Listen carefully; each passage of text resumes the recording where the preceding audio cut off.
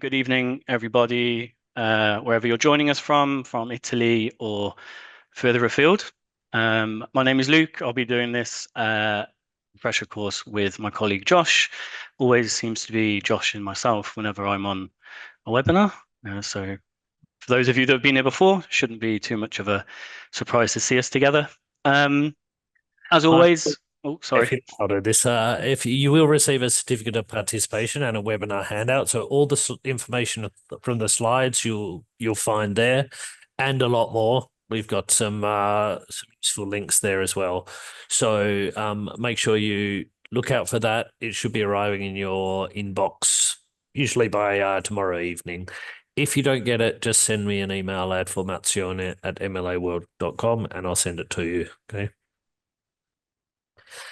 Perfect. So, this evening's webinar, will be looking at using television or videos in the classroom. This is a let's say a strategy or a tactic that can be used kind of from a bit left field. It can be difficult to kind of understand or to navigate how videos or television series should be used in the EFL classroom. But because English is the most spoken language in the world, combining native and non-native speakers, there is an abundance of material that we can use from Netflix, from YouTube, even potentially TikTok or social media. Although that would probably need a little bit more oversight. So yeah, so it's using television and short form videos, vlogs maybe, are a good way to expand students' vocabulary. But as we will see, not just vocabulary, we can use television series um, to enhance or to develop spoken English and also potentially creative writing. But we'll get into that a little bit later on. And I think we want to make sure people know that, like, we can use TV in class, but it's not just a pause from the lessons. What Luke's going to be looking at today is how to make the most of it, how to prepare them for what they're going to watch, what to do while they're watching, and the production, whatever you're going to produce from that. So we're looking at TV not as just switching it on and letting your students zone out. Okay, but really making the most of it, which is always something we want to see if we're using some sort of media in the class. Yeah, definitely. Thank you, Josh. So yeah, hopefully by the end of the session, you'll be able to confidently use TV series as a tool to expand students' vocabulary and, as Josh just mentioned, integrate effective strategies into teaching vocabulary using television.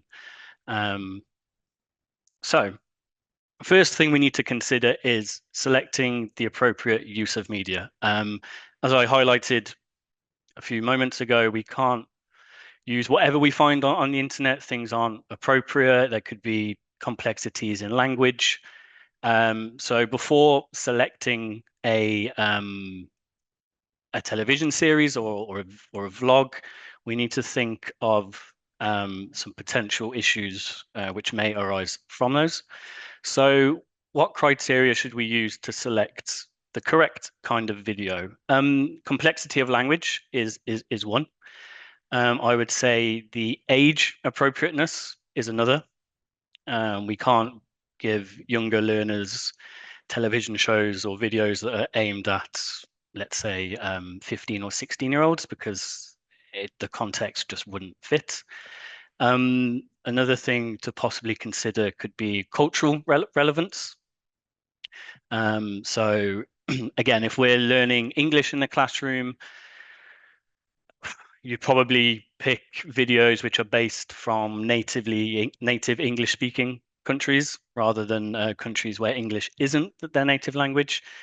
And another one that I can think of is interest and engagement. So we'd want to select videos, television series that the students are interested in, that they maybe watch in their spare time, to promote any further interest or engagement, or even just maybe genres. Okay, so if you have a class who particularly like sports, you could integrate some sports videos, horror movies, things like this.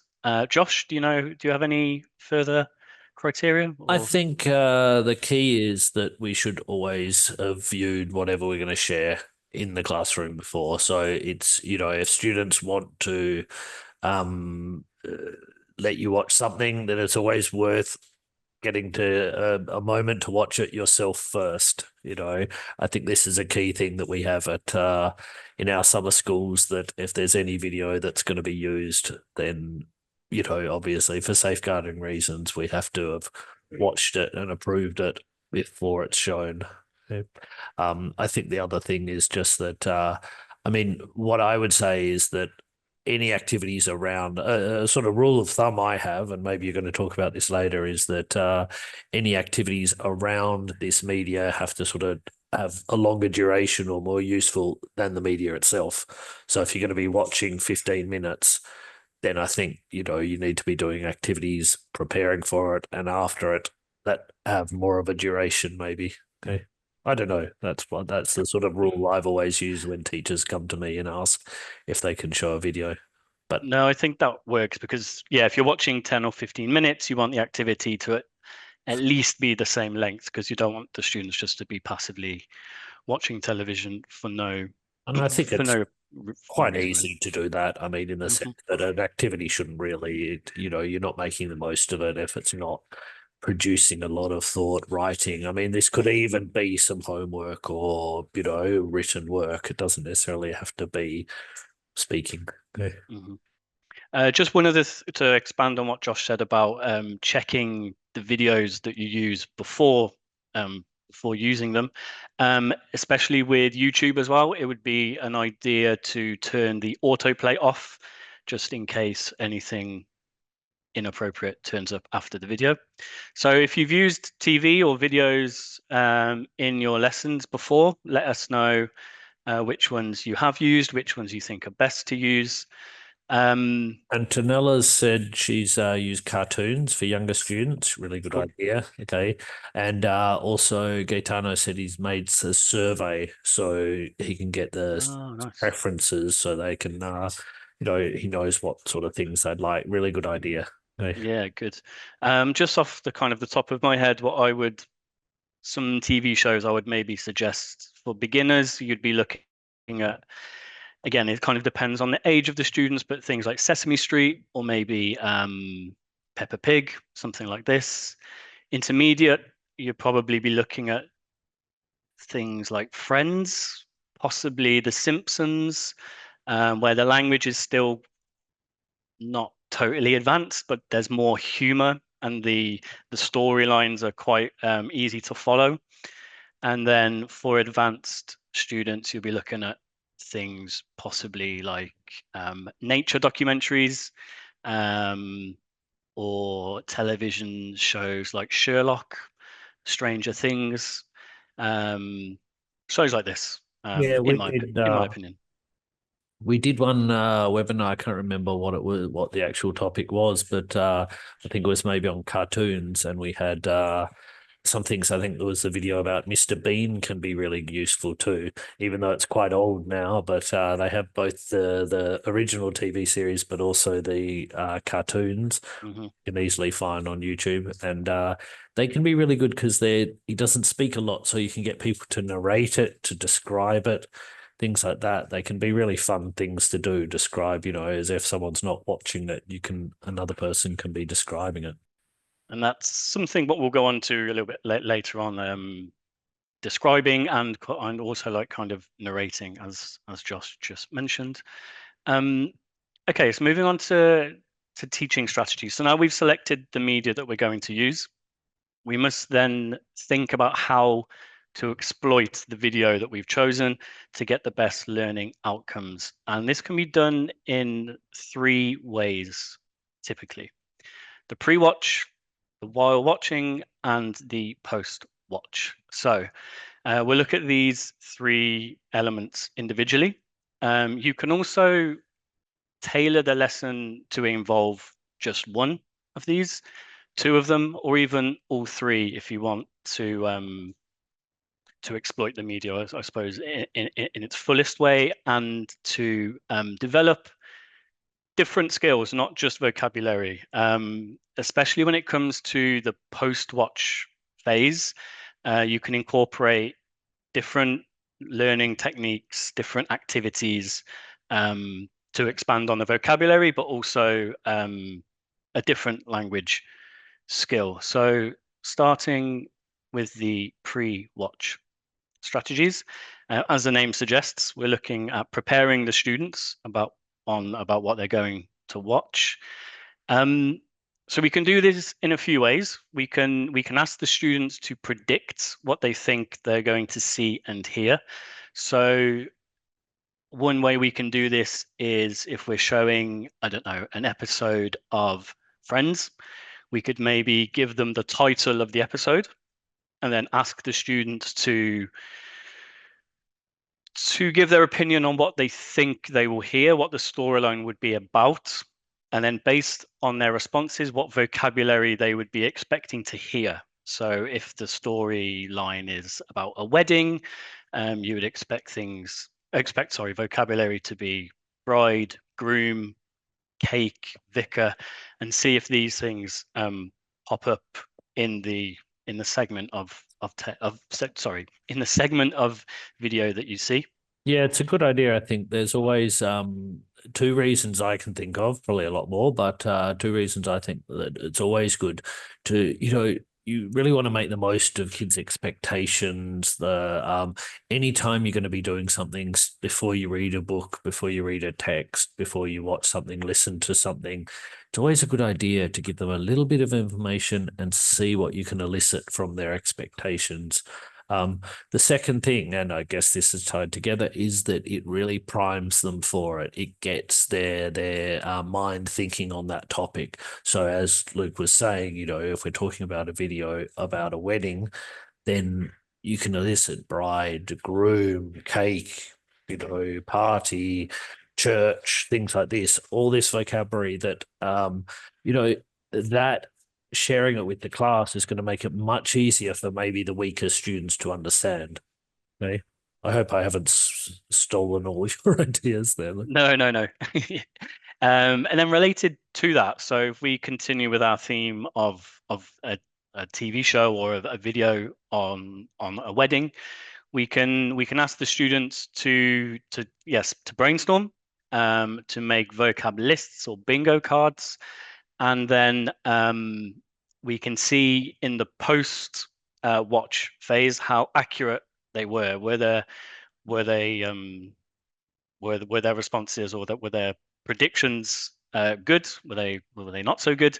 And then any new vocabulary which they didn't suggest, you can always highlight in the post watch phase as well. So that's linking the pre-watch and the post-watch elements together with, as it says, bingo cards, vocabulary lists, things like that.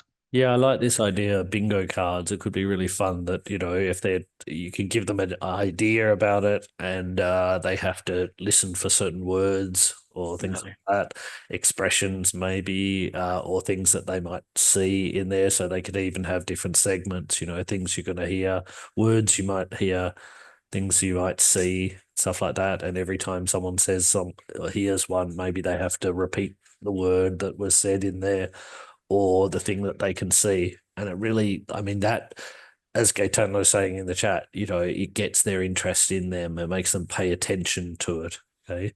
And that's what we really want. We want them to be engaged, and a competition like bingo is a great way of getting them involved. Yeah, definitely. Especially if we introduce prizes as well, that could be an extra motivation. Okay, the while watching strategies. So obviously this is related to activities whilst they're watching the video live. So it's related mostly to listening and comprehension, but vocabulary can be incorporated, and we'll see how that can be done right now. So we can ask the student to listen for gist, okay, where the goal is not to try and understand everything that's said, although this can be done, with higher level students, but to see if the students comprehend the general theme of the conversation that they are watching. This doesn't necessarily have to be a conversation or a television series.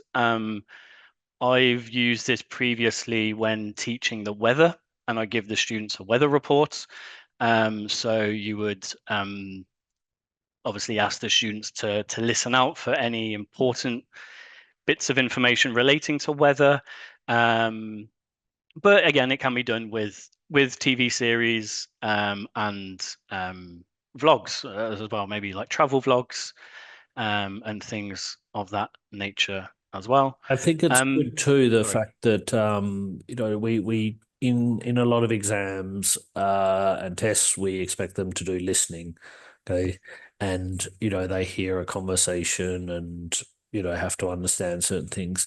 The problem with this is very rarely you're actually hearing a conversation where you're not actually somewhere where the context is. If you're at a train station or if some people are sitting behind you on public transport or things like that.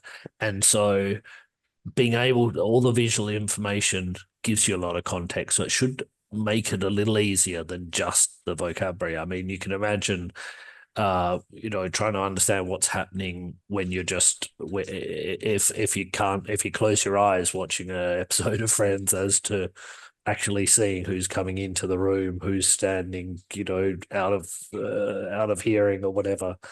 Okay. And so those sort of things can really help that make those take a lot of weight off the students that have a problem with listening for just in their listening. Okay. Mhm.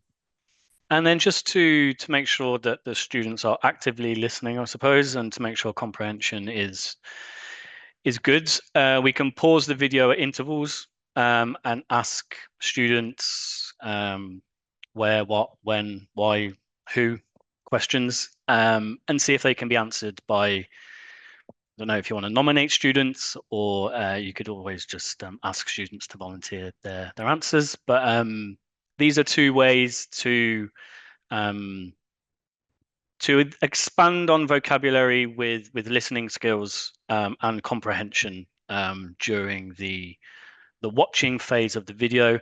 A good thing as well to do while watching is you could always play the video through first time and then always replay it again and then pause at intervals. So as Josh said previously, the students are they're visually watching something as well, so they can kind of get the context of what's being said, even if they can't pick out specific phrases or words in the initial watch. But if you replay the video, it gives them they've got the context. They just need to piece in the vocabulary, the phrases, the bits of information you would like them to understand. And I think a little bit like we are talking about the pre-watch stage, getting their expectations up. By pausing, you can get them to you find out what they expect is going to happen next, how a person is going to react to something, or whether it's a nature documentary, how it's going to end up. Is the lion going to catch the zebra, or is it going to get away? These sort of things. It can evoke a lot of language, and it evokes it or elicits it naturally in the sense that someone would normally be talking about these things rather than getting them to talk with conditionals. If I say, give me a first conditional, give me a future. Instead, they'll say, well, if the zebra gets away, then the lion will, try to attack another one, something like that. A lot more natural use of English. Oh, me. Sorry. And then the post-watch teaching strategies. So as I've said, the post-watch is probably the main element in which other um, language other language skills can be used. So after watching a video, we can ask the students to do various things to consolidate their understanding. We can do role plays. So we can ask the students to act out the next scene that they think would happen from that scene, sorry. So they would have had to have understand the context and the conversation of what was being said in the scene watched in order to use some of the vocabulary that was used and to think creatively and think about what the next scene would be. So this would obviously also improve their speech, which would be good, and pronunciation. We can have group or class discussions. Again, mostly focusing on speech, but if you have a smaller class, this is probably better. But you could get the students sat in a circle and they can give their opinions on what they thought about the scene, about the vlog, about the news reports. And this allows the students to think critically and give reasons for whatever they believe. So this is looking at more global skills than just merely understanding English, although that is super important. And then creative writing. So this could be done after the video in the class, or it could be set as homework. Similar to role playing, you could ask the students to write the next scene. So this uses the vocabulary that they've understood and comprehended in the video, and it allows them to produce it in a written form, not only in speech. So this again allows for more than one language skill to be used. Anything else, Josh? Can you think of Couple of anything years else? ago, we had a webinar, and I think it's on our YouTube page. So if you go to YouTube and search for MLA World, you'll find it. One of my colleagues did a few webinars. I think Luca Delgado helped me out with one on script writing, I think, where Nice. we're looking at using scripts, writing scripts, acting them, watching them in collaboration with the things. We looked at a bit of Stranger Things. And he also, I think it was him who did one on short films.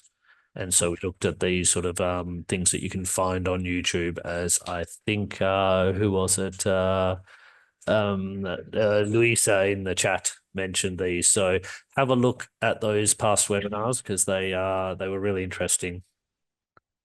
Cool. Just one thing that is super important, especially if we are doing anything in the classroom after watching the video, is to really drill and reinforce the vocabulary that you want the students to understand and to use.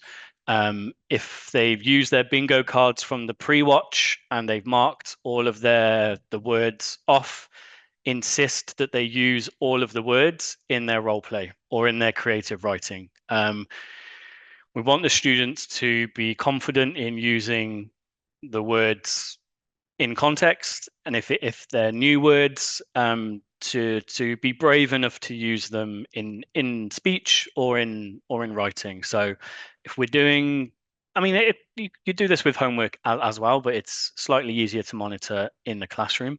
Any post-watch activities really needs to reinforce and to drill the vocabulary that they've gained from watching the selected video.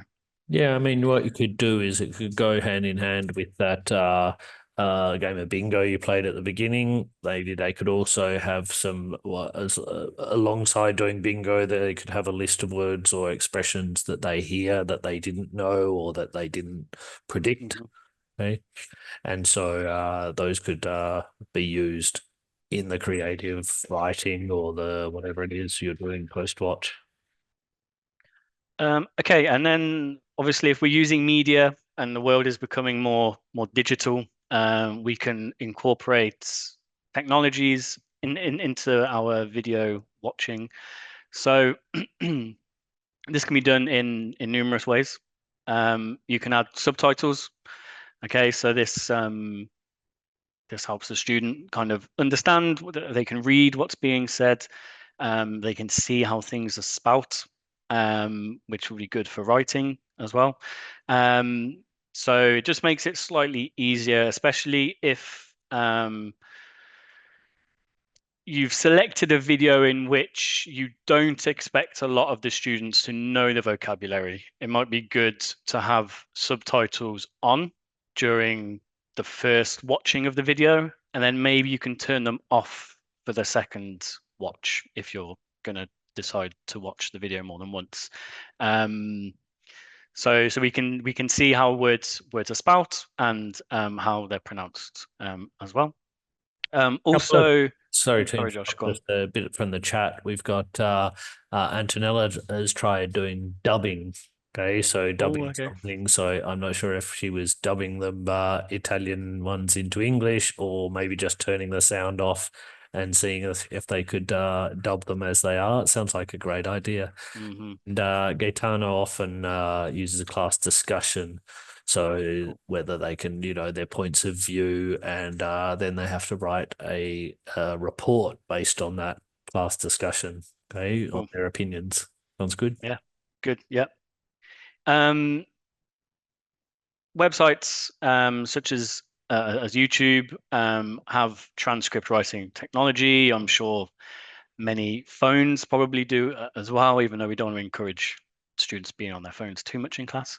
And also tools like artificial intelligence, ChatGPT will have transcript writing technology, I imagine, in the near future if they don't already. So we can give the students the transcript of what's being said. So this can help as an aid.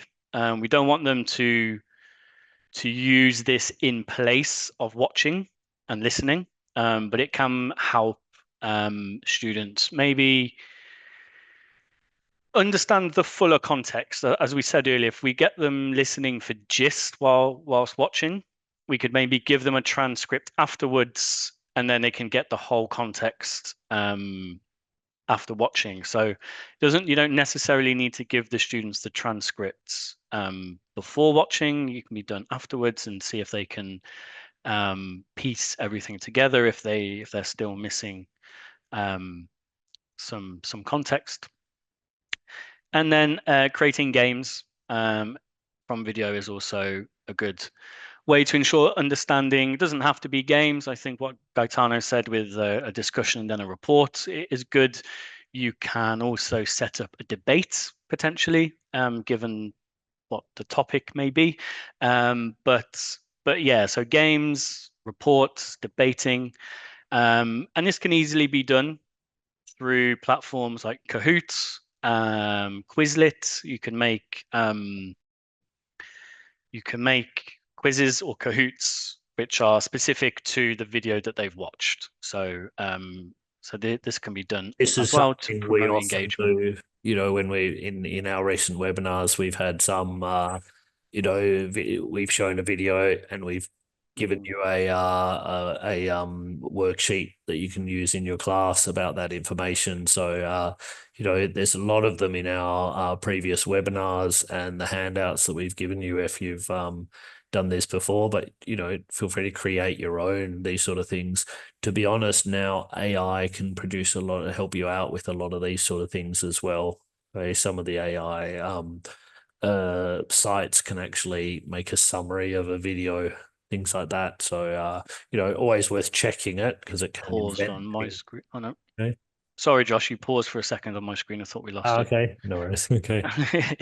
um, okay, so yeah, that's incorporating technology into the classes as well. So finally, just to conclude, um, as mentioned at the outset, English is the most spoken language in the world, combining native and non-native speakers. So the opportunities to be creative is so deep.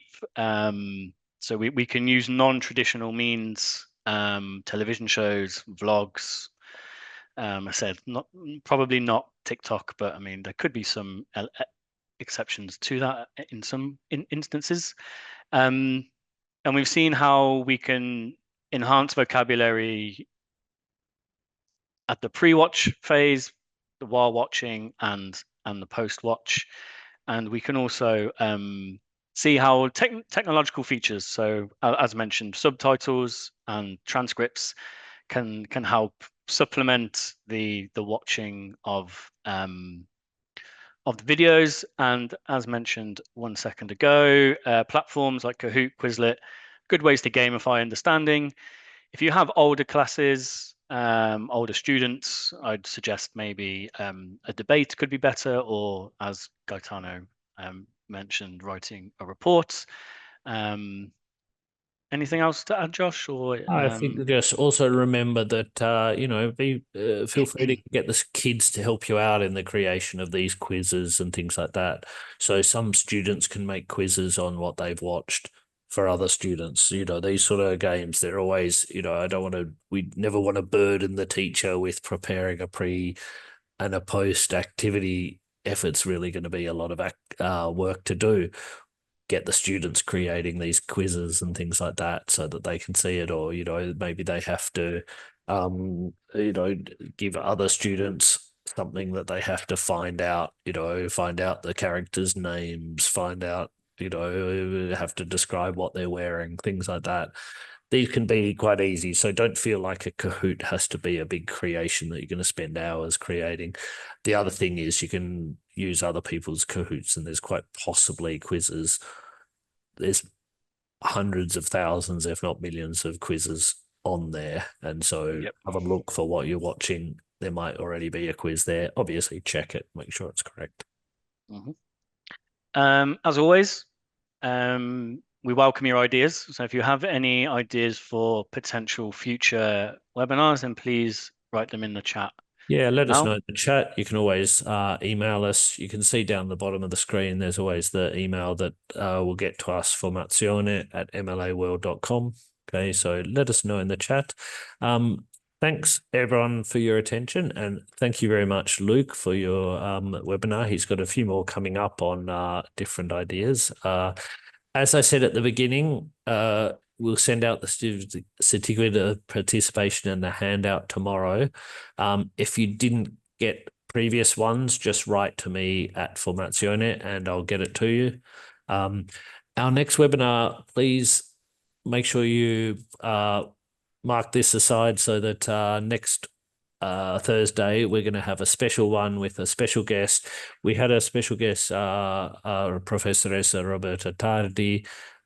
She was with us, I think, last year talking about SEND, so special educational needs. Next week, she's going to be presenting one on specific linguistic needs in the linguistic landscape. So something I think will be really useful because I'm sure a lot of teachers here have students with specific linguistic needs in your classrooms. This is going to really help you. Just one thing, it will be in Italian next week. Okay, Roberta Tardi will be hosting it in Italian, but I'm sure you'll get a lot out of it. Okay, thanks a lot, everyone, and thanks to our participants. I hope you see us again next week. Okay, Thank you, everybody. bye, everyone.